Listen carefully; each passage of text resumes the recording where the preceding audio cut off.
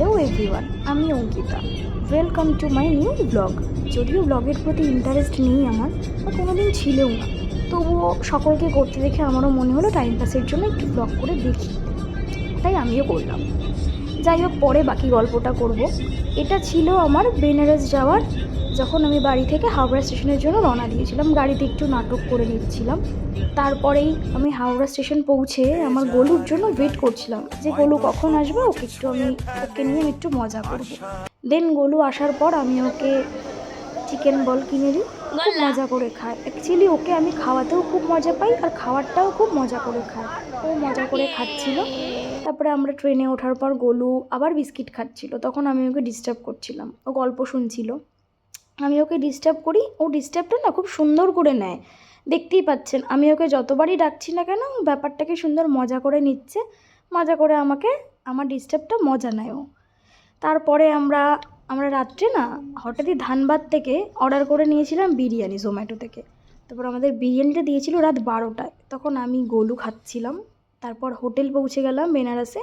গিয়ে একটু নাটক করে নিচ্ছিলাম আমি হোটেলে, আর গোলু আমার পাশে ঘুরে বেড়াচ্ছিল। এই যে দেখুন, ও কী সুন্দর হোটেলের সামনেটা ঘুরে বেড়াচ্ছে। তারপর ও দেখে ফেলবে আমি ভিডিও করছি, ডিস্টার্ব হবে, তবুও পাত্তা দিয়ে ব্যাপারটা ঘুরে নেবে। তারপর আমার হোটেল থেকে একটা আমাদের আমাদের দেশের পতাকা দেখা যাচ্ছিলো, সেটার একটা ছোট্ট শট আমি নিলাম। তারপরে রেডি হয়ে বাইরে বেরিয়ে পড়েছিলাম। দেখুন আমার হোটেলের সামনের মার্কেট এটা বেনারসের। তারপরেই আমরা চলে গেছিলাম বেনারসের বিখ্যাত কাশি চাট ভান্ডারে, যেখানে কিনা সর্বক্ষণ প্রচুর পরিমাণে ভিড় থাকে। আর গোলু ইন্টারেস্টেড ছিল কখন চাট খাবে, কিন্তু দুঃখের বিষয় এত লাইন যে আমরা চাটটা নেওয়ার জন্য অনেকক্ষণ অপেক্ষা করতে হচ্ছিলো। ততক্ষণে গোলু আমাকে একটা ভিডিও বানিয়ে দিচ্ছিল। এই যে আমি হেঁটে হেঁটে বেড়াচ্ছি, আর আমার গোলু ভিডিওটা ধরে দিচ্ছে। দেখুন কত সুন্দর ধরে দিয়েছে ভিডিওটা। তারপর একটু আশেপাশের মার্কেটের আমি ছোটো ছোটো ভিডিও নিচ্ছিলাম, যে কত ভিড় ওখানকার রাস্তাতে। করতে তারপরে গোলুর লাইন চলে আসে। গোলু ওখানকার চাট ভান্ডারের চাট খায়, খুব মজা করে গোলু তখন খাচ্ছে। যদিও আমাদের তাড়াতাড়ি রুমে যেতে হয়েছিল, কারণ পরের দিন আমরা রওনা দিয়েছিলাম ত্রিবেণীর উদ্দেশ্যে। এই যে যেতে যেতে আমি গোলুকে একটু চটকে নিচ্ছি, আদর করে নিচ্ছি, আর ও আমার কোলে শুয়ে শুয়ে আদর খাচ্ছে। তারপর আমরা ত্রিবেণীতে পৌঁছে ওখানকার গঙ্গাতে দেখুন কি সুন্দর পাখিগুলোকে ঝুড়ি ভাজা দিচ্ছি, ছুঁড়ে ছুঁড়ে পাখিগুলো মজা করে খাচ্ছে। আর গোলু আমার ভিডিওটা সুন্দর করে দিচ্ছে। আমি যদিও ভিডিওটা ব্লগের জন্য বানাচ্ছিলাম না, এমনি রিলসের জন্য করছিলাম। যাই হোক, সেটা এখন ব্লগে দিয়ে দিলাম। সুন্দর করে পাখিগুলো আসছে কিভাবে দেখুন, সবার ভালো লাগবে দেখলে। যাই হোক, পাখিগুলোও আসছে, আমরাও খাওয়াচ্ছি। এরকম প্রত্যেকটা নৌকাতেই যারা যারা যাচ্ছেন তারা পাখিদেরকে খেতে দিচ্ছেন। এইখানে পাখিগুলোর এটা দেখে মন ভরে যাবে যে এত সুন্দরভাবে খাচ্ছে। যদিও আমাদের তাড়াতাড়ি ছিল, তারপরে আমরা ফিরে যাচ্ছিলাম হোটেলে। তারপরে গোলু টায়ার্ড হয়ে যায়, হওয়ার পরে গোলু জুস খায়। আমরা বাকি যারা ছিলাম আমরা একটু চা কফি জুস খেয়ে নিচ্ছিলাম। খেয়ে নেওয়ার পরেই আমাদের বিকেলে যাওয়ার ছিল গঙ্গায়, যেটা কিনা বেনারসের মেন, যেটাতে আমরা গঙ্গায় বেনারসের প্রত্যেকটা ঘাটকে আমরা নাম জানবো, ঘাটের ব্যাপারে সবটা জানবো। সেই কারণে আমরা গঙ্গার উদ্দেশ্যে বেরিয়ে পড়েছিলাম। দেখুন যাচ্ছি। তারপরে তো আমি একটু রিলসে ন্যাকামো করছিলাম, যেটা আমার দ্বারা একদমই হয় না। তবুও আমি বসেছিলাম, আর গোলু আমাকে ভিডিওটা করে দিচ্ছিল, বলছিল যে তাকা সুন্দর করে তাকা, আমি করে দিই। তারপরেও করে দিচ্ছিল ভিডিওটা। আমি বসেছিলাম সামনের দিকটা, যদিও কি বলবো। তারপরে এইভাবেই না আমরা অনেকক্ষণ প্রত্যেকটা ঘাট দেখলাম, প্রত্যেকটা ঘাটের ব্যাপারে সবটা করে জানার পরে দেখুন কি সুন্দর ভিড়। অ্যাকচুয়ালি আমরা কার্তিক মাসে গেছিলাম। ওই সময় না দীপাবলির পরে না খুব ভালো দিওয়ালি ওখানে হয়। দীপাবলিতে বেনারসে দেখার মতন বাজি প্রদর্শনী হয়, দেখার মতন ডেকোরেশন করে।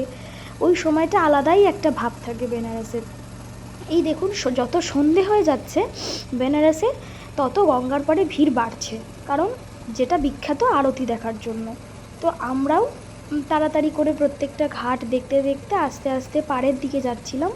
এই দেখুন সবাই যেমন আস্তে আস্তে যাচ্ছে পাড়ের দিকে গিয়ে আমরা আরতিটা দেখবো বলে। অ্যাকচুয়ালি ওখানে ব্যাপারটা হলো, অনেকেই আরতিটা দেখে গঙ্গাতে নৌকাতে বসে, আবার অনেকেই দেখে ওখানে পাড়ে বসে। তো আমরা সাধারণত এরকম আরতি নৌকাতে বসে আমরা হরিদ্বারেও দেখেছিলাম। সেই কারণে আমরা ভেবেছিলাম যে না, আমরা এইবারের আরতিটা আমরা পাড়ে বসেই দেখব। হরিদ্বারে আমরা 2 দিন আরতি দেখেছিলাম এইভাবেই। একদিন আমরা পাড়ে বসেও দেখেছিলাম।